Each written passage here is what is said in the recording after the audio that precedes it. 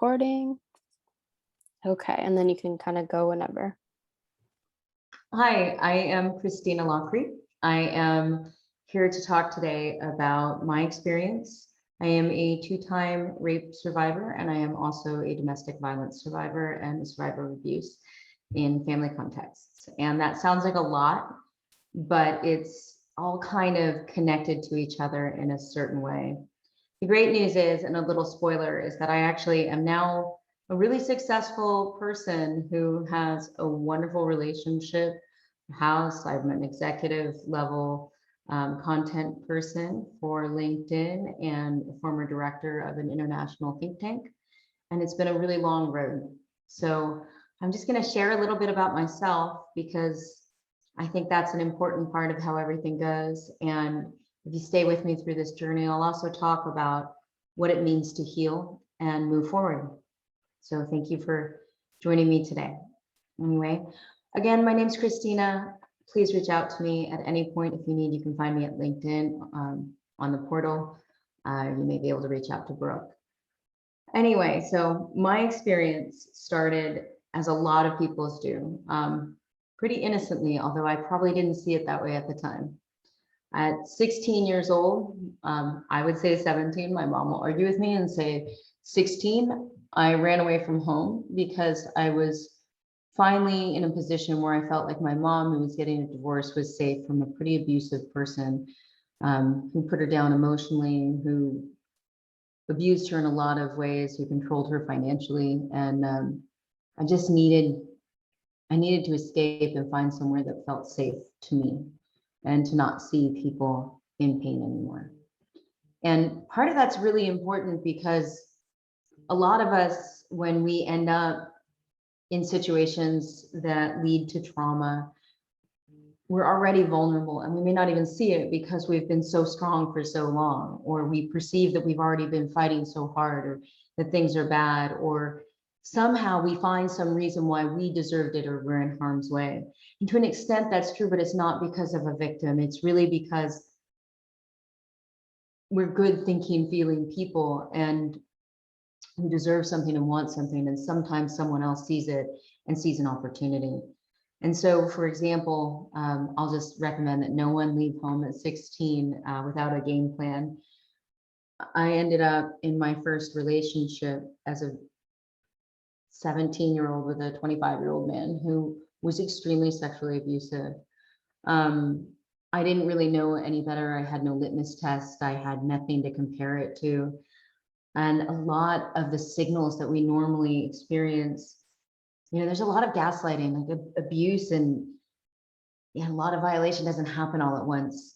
It was the thing of, if you love me, then you would, or if you were more mature, then you would. And if you did this, you would. And all of those, if you did, if you felt, if you were right, if you weren't broken, if you could be loved, if you could love someone, like all of these things that didn't build me up, but knocked me down, meant that I stayed really vulnerable to doing things that were downright not okay. And, after 2 years, I was crying in showers nightly, unsure of who I was. I'd lost all my friends. I'd changed my hair. I'd dropped out of everything. I never wanted to be in a relationship again. I didn't want to be touched. And it was really awful. But I found something there. Also, I think I skipped this part a little bit, but even before I found him, who had found me kind of lost for who I was and hopeful about figuring out who I was at that age, in all these new situations that I wasn't sure how to navigate, I'd also been raped by a friend at that point, who I thought was a friend, who was a little older than me. And I never told anyone. I think this is really common, that it was someone I knew. I found him really attractive. He was really, really hot, and he had a girlfriend, and I flirted with him, and I never thought that that would actually be a problem. It was fun. It was exciting. It's what you're supposed to do. And I'll tell you, it's still what you're supposed to do. Like, you're supposed to be able to flirt and do things and enjoy your life. And that's supposed to be safe. But at some point, I ended up alone with him. And at a party, and I don't know, it was just one thing led to another. And I didn't even realize what was happening myself. I remember I was very much out of my body. I couldn't say anything and I couldn't scream. And I was so small underneath this person. And I didn't just feel small physically, like I felt small as a human being. That I didn't know what happened until a friend, when I was in this abusive relationship for those 2 years, during that time, one of my good friends said, "Hey, whatever happened to Frank and that whole thing? Like, you used to go to parties, you used to do this, and then you just stopped." And I hadn't even realized it myself. I just said, "I don't want to talk about it." And she, knowing me because I talk about everything, just said, "Well, I don't understand why you don't want to talk about it." And I said, "Well, I don't want to talk about it. I don't want to seem like we had sex. I didn't want to talk about it." And she stopped. She was older than me. She knew a little more than I did. And she was much more experienced. And she said, "Well, what happened?" And I started telling her, like, "Well, it's no big deal. We did this. We did that." And at some point, like, I had never put these words together. And this is so important, because telling someone, having to say your story out loud, sometimes it really matters. Like, I just said, "Well, I didn't want to, but this is how it was." But I didn't scream, I didn't say anything. And she goes, "Well, did you say no?" And I said, "Well, yeah, I said no." She said, "No." And I said, "Yeah." And she said, "Did you say no more than once?" And I said, "Yeah." "Well, of course I said no, but he wasn't listening to me." And she asked me to go into it. And what was amazing is it was like a light bulb, because suddenly she was so sad for me. Like, I couldn't be sad for myself. I felt panicked and ashamed. And she just looked at me with these big soft eyes and she said, "Honey, you were raped." And I hadn't really put it together. That night it happened, and I had literally, if I look back, I had gone home from that event. I had told one person I knew.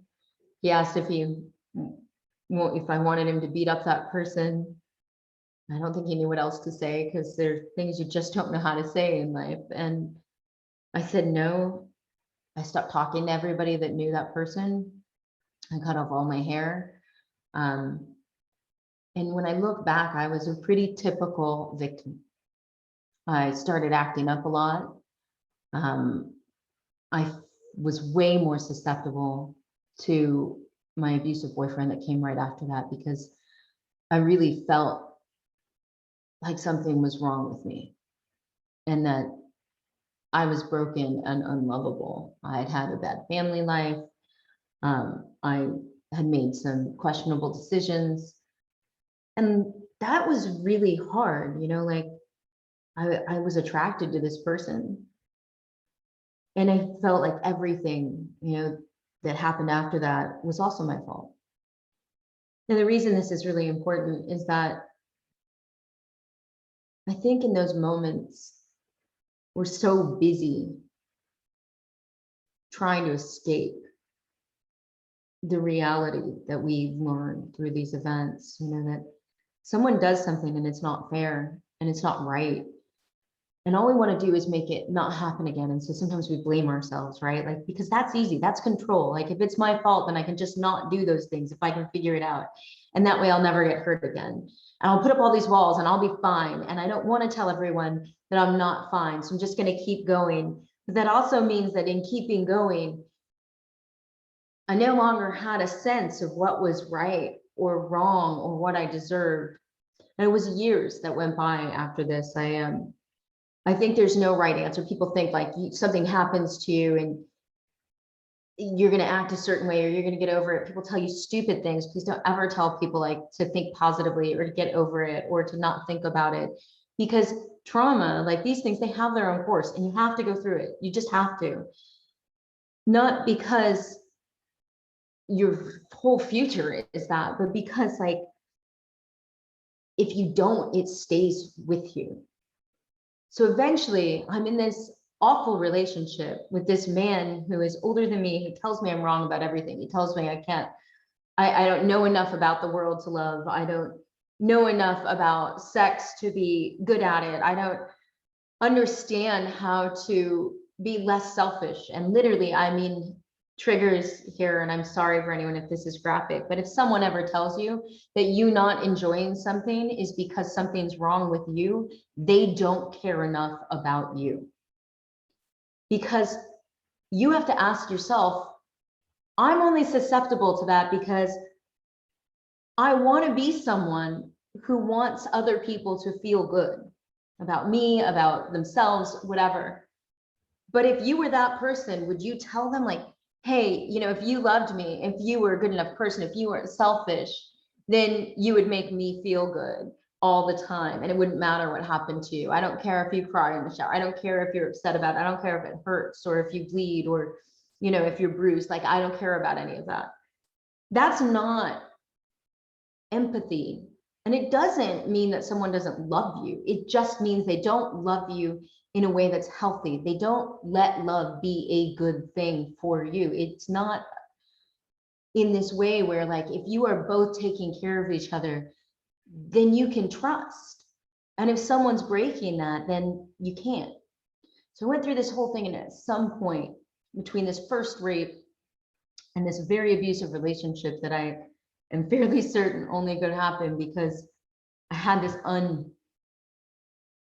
uncured wound between everything that was going on, and I was really vulnerable. At some point, with all the fights, with everything, I just realized I was losing who I was. Like, I felt like I was drowning in place, and I would stay up at night trying to cry quietly, sometimes going numb, looking around this life that I had, wondering why I was there. I was really losing myself. I didn't know what to feel, and I didn't know what to think, and I had no sense of self, and I had very little hope. And I wasn't alone, but I was more alone with this person than I was ever going to be by myself. I couldn't see a future. I couldn't feel that I was lovable, and every time I tried, I was told I was wrong. And finally, at some point during an argument, I just said, you know, you keep telling me that I don't know how to love, or that I don't know how to do this, or I don't know how to have sex right, I don't know how to do these things. And I said, I'm trying so hard to love you as best as I can, and to do all these things right, and to be everything I can be, and I'm failing. And so either there's no point in you being here, or I am not going to ever be okay. And I know that I don't have hope with you. And I need out. I literally thought I was going to die if I stayed in that situation. And I didn't think he'd kill me. I just felt like there was no life left. I was 19 years old and should have been enjoying life and experimenting and doing things and having people tell you how great you are because you're never going to be 19 again. And instead I was doing this. You know, I had started really fucking up at school and doing things that didn't matter. I wasn't, you know, I had dropped out of high school, so it was community college. But anyway, I eventually got out of that. I had friends that cared. The more I talked about it, the more people were like, you know, this isn't right. The more people fought me a lot to tell me how loved I was, but I couldn't hear it. And all of this kept going. You know, it was years. I left that, and I was really broken for years after it. I was scared of relationships. I would only date bad or married men because I felt safer not having it be someone I knew, and having very low expectations. I dated violent men. I dated bad ideas. If someone was too nice, I was afraid that I would be too susceptible. I would trust them, and that was bad. Like, can't trust anybody, no way. I could, you know, I mastered the art of being sexy. I walked around the Castro in like see-through dresses. I wore red lipstick. Everyone thought I was larger than life. I was the person that had opinions, but I was not someone I would let myself trust anyone with. That was on me. And I didn't feel like I deserved it. I felt like people knew they would never love me. They would never trust me, that they liked this persona, but they knew who I was. If they knew I was unclean, if they knew that I was not innocent, I had this vision that people only loved innocent, beautiful, perfect things, that they couldn't possibly love broken things. I carried that a long time. I went through years of promiscuity and drinking way too much, and on the outside, it looked good. And finally, I had a few friends that knew me well enough. They really started calling me out on it. They were worried about me. And this is so important. You've got to listen to the people around you, not the bad ones. Listen to the people that care, even if they're a pain in the ass, like sometimes. So a friend of mine at some point, when I was drinking pretty heavily, said, you know, we're really worried about you. And I said, I'm fine. Said, you only date assholes and you're drinking heavily, and we're just worried because you know you're awesome, you're wonderful, and I don't understand. And I just, you know, flippantly responded, well, you know, they may be assholes, but none of them are boring, and you know, I'm in charge of things, and it's great. And that was a lie I told myself a lot. A lot of fun and a lot of friends at that point. It was very different than the situation that I was in. So I felt like I was away from that situation. But it just isn't true, because surfaces just aren't reality. And at a certain point, you have to ask yourself, am I building a reality I want to live in? If this were a reality that I wanted for someone else, like I fought for everyone. In my hypervigilance after my rape, my abuse, and my bad family life, no one could say anything out of turn to someone I thought was innocent. I felt like my job was to protect innocent people, because I wasn't innocent, and I could carry that sword for them, and I could tell them off, and I could defend people. But I couldn't find the value in myself to defend. That was all protection. And at some point, a few years later, I was introduced to someone who was breathtakingly interesting and absolutely loving. And I had a really hard time finding the bad in him. I find the bad in a lot of people, a lot of men. Just I had normalized the fact that people were just selfish, sexually driven people who take what they want, and but that's, yeah, that's strength. But it wasn't. I saw this person, and he was actually so kind and so vulnerable and so strong that I realized what I was missing in myself. And I had a friend confront me and said, you know, I love you. And if you don't want to date this person, I understand it. But if you don't date him because you're scared that you will break him or ruin him, or you are scared that you will be broken by him, you're being unfair to both of you. And it was true. I was terrified. So we got together because my friend threatened to kick my ass. And it was a really hard relationship on both of us. I had to unpack a tremendous amount that I had protected myself with. I had to confront the way I'd behaved for the years before that. I had to realize that I owned those things. But there was a moment that shaped the rest of my life. There was a moment I was constantly challenging him. I kept thinking, if he knew who I was, if he figured it out, if he knew what had happened to me, if he knew I had all these dark thoughts, these dark truths, these dark realities, if he knew that I was breaking all the time inside, and I wasn't this shiny, strong thing that I had cultivated as a pretense, if he knew that, like, if he could see me in those moments when I had no power ever and no safety, that he would leave. So I constantly challenged him. I challenged him to hurt me. I welcomed him to do it. I asked him to use me. I put him in compromising positions, and he always said no. And I just was really challenged. Like, why am I trying so hard? Because I needed people to be bad. I needed them to be bad so that I could feel safe and normalize things. And finally, one night we went through this thing, and I got to this catharsis point. So a few years into our relationship, we're living together, and I had a breakdown. And in that breakdown, I became fairly suicidal. And at some point after we had spent the evening crying, and I honestly attacked him. You know, if you only knew this, if you knew that. you don't understand. I don't understand your version of the world. Like you just think things are pretty and safe and nice, and that's great. I don't want to ruin it, but I clearly don't belong here. And he helped me. And at some point he asked me about it, and I went through it. I had this realization where I just said, it's not fair. Sorry, this part's emotional for me. He said, it's not fair. It's not fair, Ben. And he said to me, did you ever think it was fair? And he was very sympathetic. What I realized as a victim is that it wasn't fair. There was like a 3-year-old inside of myself that wanted to grow up and fall in love and get married and trusted her parents and thought that everything was going to be okay, that you just do these things and that good things happen to good people and bad things happen to bad people. And that if I just did the right things, that it would be okay. And so all these bad things had happened. And clearly it was something I did. It wasn't the way I was dressed. It wasn't any of those things, but there must be something about me. In that moment when he said, did you think it was fair? I said it wasn't fair. Christina, it's not fair to you. It's not fair. It was the first time I started healing.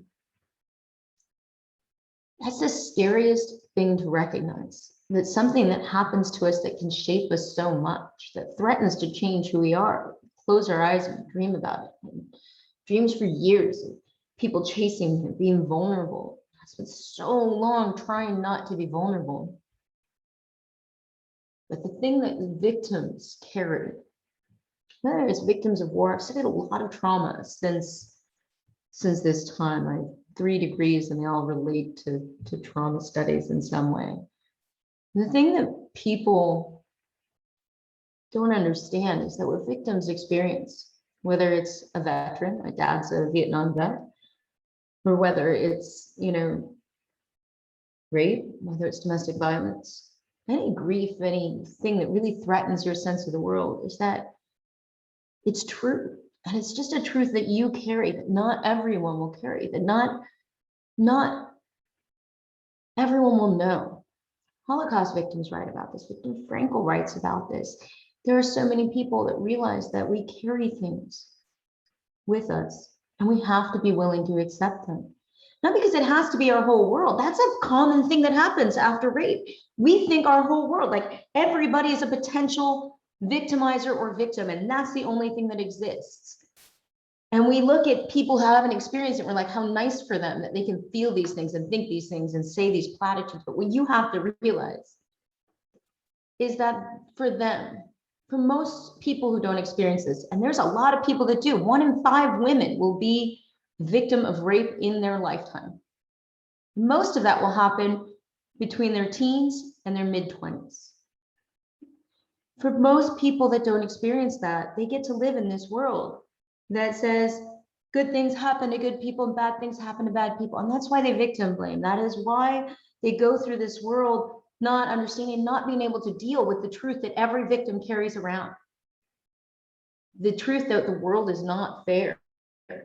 We make the fairness that we have. We get there. We know, like I know my strength has come in realizing that, like, if people did this to me, I will not be the monsters that tried to unmake me. I will not be the things that tried to destroy me. Like, I will not hurt people, even if I could benefit from it.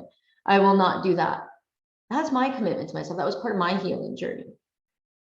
These things have been tested for me over the years, because when we go forward, I went through years, I say this like it was this epiphany, it was. But there was a lot in between that came. That was the start of a journey. I've learned how to find strength. I've learned that some of the strongest people I know are survivors.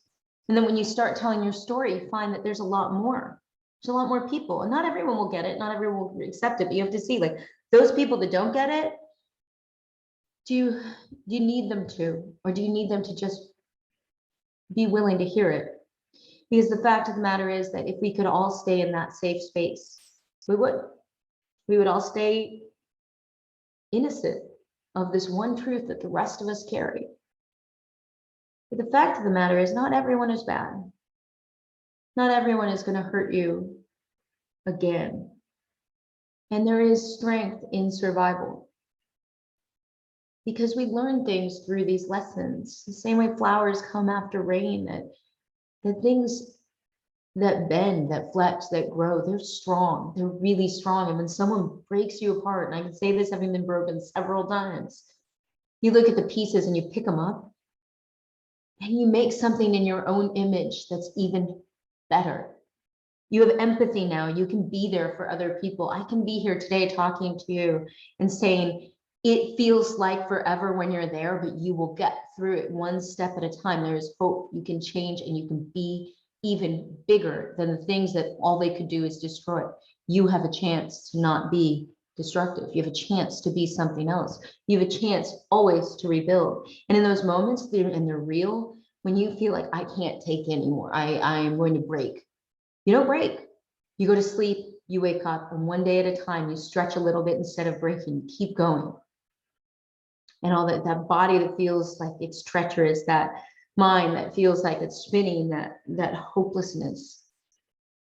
Find anything to believe in and hold on to it. Instead of running the other way, give a little investment. Be cautious about it, but do it little by little. Find the places, whether it's a thing or a hobby or an activity, find some beauty in your life and hold on to it. Because what we know is that it is fragile. That people are fragile and they are beautiful for it, because fragile people have the space to love. They have the space to have relationships. They have the space to keep going. They have the space to dream, and they have the space to realize those dreams. And no matter where you're at, you can do it. I have been tested on this, because that may have been a long time ago. Those initial things happened. But about 4 years ago, I connected with an ex who was absolutely fixated on me for many, many years. He'd broken off an engagement, all this stuff. It looked great in a movie script, you know. He thought I was amazing, but I was never in love with him. And even though we'd had a relationship, he couldn't accept that. And I was warned when he came to town to visit. I was at a bar with him catching up, and the bartender said, "Hey, are you sure about this guy?" And I said, "No, it's fine. I know him. We used to date. It's a long time, ancient history. So he doesn't seem like he understands that totally." And it's like, "Don't worry about it." Anyway, you know, fast forward, and over 15 years after my first incident, I ended up being sexually assaulted by my ex, which, you know, I mean, I'm 5'1" and he's 6'5", and I could honestly say I knew it wasn't like anything I could do about it, but I went right back to being in that place I was many, many years ago. And it took a while to put it back, but I had to get there. And the most significant thing I can say after all these years and these different incidents is that what I wish I would have done, and that I didn't do in either of my incidents. I wish I would have reported it. That is my only regret about my side of things. Not everyone will, and it doesn't make you less of a victim, and it doesn't make you less hurt, and it doesn't make you less of anything. It doesn't make them right, but I have to say that as personal as these things feel, people who are as selfish as the people that commit acts of rape, and any sexual violence, any abuse, that insecurity that fuels them will cause them to harm other people. They may love you, they may have strong feelings, they may even, in some ways, in the right angle, be good people, but they are dangerous people. And when I think about the fact that I didn't tell anyone, and my coping mechanism was to not tell, I caused my own trauma to be deeper. I felt like I was getting through it, and I didn't. At the time of my second rape, I was a director. I was doing global travel. I was at the peak of my career. I was supposed to be on top of the world. And I was totally made into nothing. I kind of told people, and this is a weird thing. I told a few people who had asked about my, my time with my ex, like said, yeah, I was assaulted. And I used that word because it was easier than rape. And I didn't realize it's so hard for people to hear trauma. It's traumatizing to them.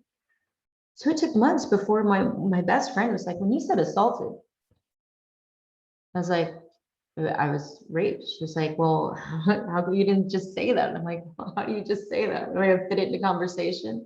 I didn't know anyone. I was in LA for a job. I didn't know what to say. I didn't know what to do. And I actually felt sorry for him because he literally said to me while it was happening, it wouldn't be no if you just would love me back. And I can't tell you the worst part of that experience was that someone again that I trusted used the word love in this invocation to hurt me, to take away my power, to not care enough to just stop. And all the way out, like I ran from that room and got in my car and started driving. And he threw himself in front of my car, crying, saying how sorry he was, how much he loved me. And I just told him, I'll never feel safe around you. And you don't really mean it because you can't build a life with me when it's impossible for me to trust you. And that's the thing. This is trust is so important. I felt sorry for him and I didn't report. And in actuality, there are a lot of people that have strong feelings that don't do these things. And all it did for me, and there's a big warning in this, is that when I did fall in love with someone after that, I had coped so well with my trauma. I had bottled it up and put it inside and said, I've been through this before. It's not going to affect me. It's not going to change my life. I'm not going to be a different person. I'm going to keep going. I drank a little bit for a while and I did some bad coping mechanisms, but I kept going. I showed up at work. I did my job. I continued to excel. And when I got into my next relationship, several months in, so when I thought I was going to marry, really happy to fall in love so unexpectedly with someone who had been a very close friend of mine. And he broke up with me. And I asked him afterwards, I said, I just don't understand. When you love me so much, why are you leaving? And he just said, I don't know what it is. I've tried to work on it, but when we have sex, you're not there. The problem with not reporting, the problem with not telling people, the problem with not, even if you don't report, not telling someone and getting help, is that the things that keep us safe, the coping mechanisms we have, they're doing their job, but they also do other jobs. So for me, when I was in a safe situation, when I found out through therapy after that, is that I just dissociated during sex. It's what had kept me safe during my assault. Like I had been able to float out of my body. After I realized I couldn't push this 180 pound off of me, I just went away. And inadvertently, subconsciously, like I was still floating away every time this trigger would happen. Because, in real life, you touch a hot stove and you don't touch hot things anymore. You're just like, nope, not doing it. I learned my lesson. Your body still wants to do that in a lot of instances. It wants to prove that you are smart about not getting hurt again. And so you either dissociate. That's one way of dealing with it, right? Totally, you can touch me, but you can't touch me. You can touch my body, but I myself will not be touched. It is a wonderful mechanism for getting through some of the worst things people can get through. They deal with horrible things through it. Unfortunately, our body doesn't know how to turn that off all the time. Other ways that we cope, hypervigilance, right? The caution, the anger, these self-defense mechanisms that you don't realize, being too harsh on people who are just trying to be nice to you, or, like in my earlier incident, years of promiscuity. I was going to prove that nothing could actually bother me. I was in charge of all of it. I could do it all. But those aren't real things because life is actually complicated. And if the story is too simple, it's probably not real. I wasn't okay. I wasn't okay at all. And I had no idea. I mean, as soon as my ex said it, I was like, oh shit, I totally get that. Because I was acting out things that were either violent or that I just wasn't present for. It took a few years to get out of that too. These are all journeys. But honestly, I learned so much. Trust me, it's not a blessing, but It's something that I have more empathy because of. It's something that I have more understanding of myself and other people because of. Like, you go through these things that you think will break you and it doesn't. And I can tell you, like, having someone rape you while they tell you they love you so much is, it really fucks with your head. And I'm sorry that I'm swearing, but there's just no way of sugarcoating that. I wrote about it. I thought about it. I expressed it. And that expression, that getting it out so much. Because in writing about it, I realized like how profound it was. I had a therapist at one point who said, you know, Christina, whenever you talk about people you love, you talk about safety. I was considerably older at this point and post that event. And I said, well, yeah, I mean, isn't that normal? Like, and he said, no, most people don't think of safety as such a scarce commodity. It's like, do you ever feel safe anywhere? And I said, well, not really. No, I mean, is that really a thing? I had not realized that people walk around feeling safe.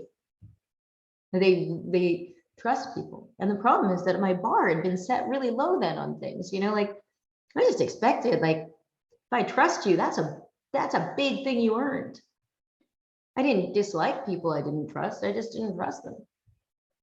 Since then, I've been able to like kind of own this path. Like, it is so important that you report and that you listen to other people. If you haven't gone there, listen to other people. Be there for them. You help them, because telling them to get over it, telling them to put it aside, telling them that they're different, the look in someone's eyes when they give you a look of pity, like, you know, you don't fit. And that is horrible.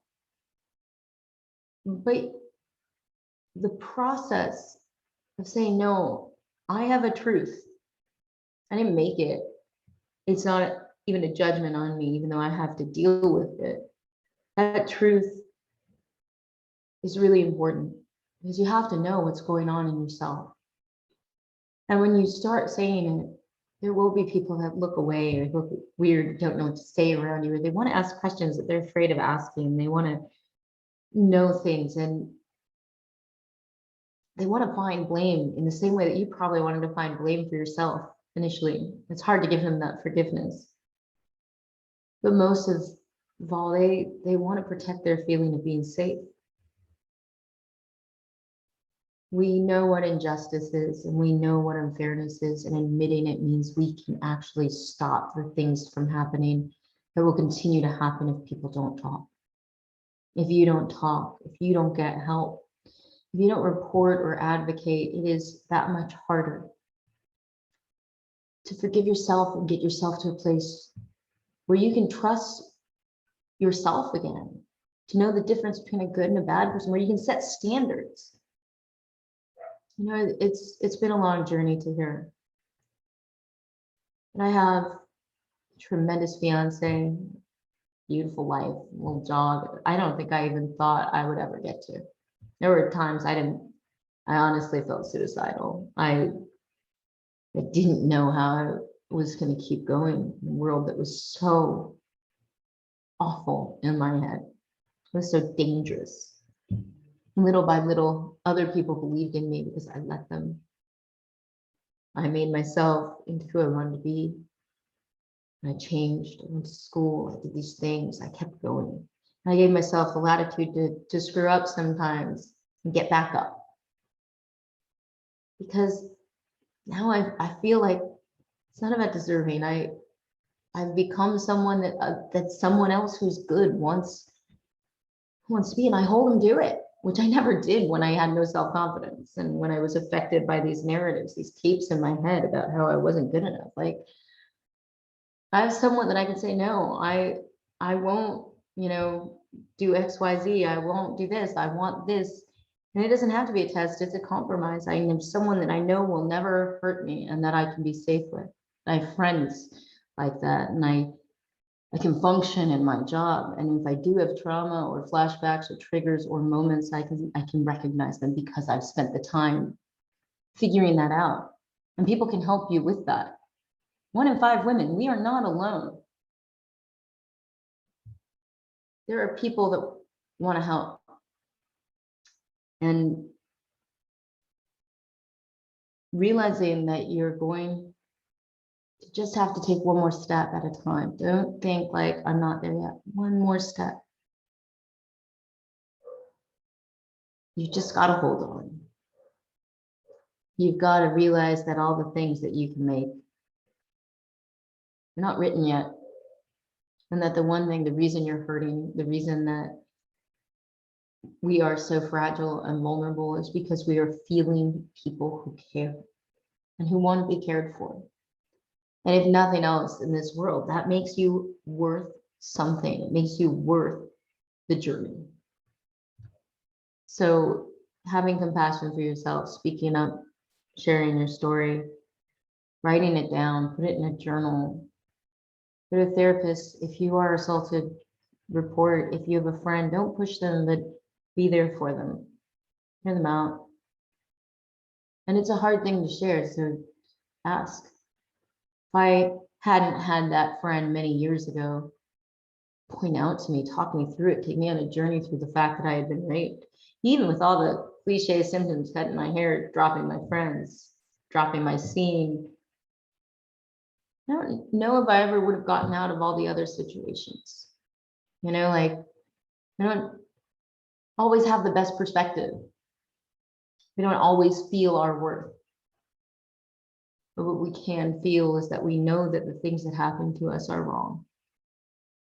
They're wrong because they hurt us and because no one should hurt someone else. And that's enough to say that you were innocent. It's not what you were wearing. It's not, did I do something? Did I not do something? No one deserves to be hurt. No one deserves to have their power or their autonomy or their consent taken away. And no one should be allowed to take that away. There's no good reason, there's no good excuse. It doesn't matter how much someone loves you or what a friend they were or how you were at the same event or what the hell happened. I don't care if you were wasted. Even if you don't have a legal case, you still have the ability to understand that what happened was wrong, and it's super important that you acknowledge it. And I know Brooke has put this together, and there are a lot of resources that are out there. And I encourage anyone who wants to know more how to support people, how to prevent dangerous behavior from continuing. If you see people who are flags, looking for signs and symptoms of abuse, of rape, of coerced sex, which is a really big and important thing, like that's not okay. Explore those resources, know it for yourself, know it for your friends, watch out for them. And understand that like you have a long life ahead of you. And there is always a way forward. This life keeps going. Anyway, I think that's all I have to share for right now. My name again is Christina Lockery. You are welcome to look me up on LinkedIn and reach out to me. That's Lougrey, Christina Lockery. Thank you so much for your time in watching this video, and keep going.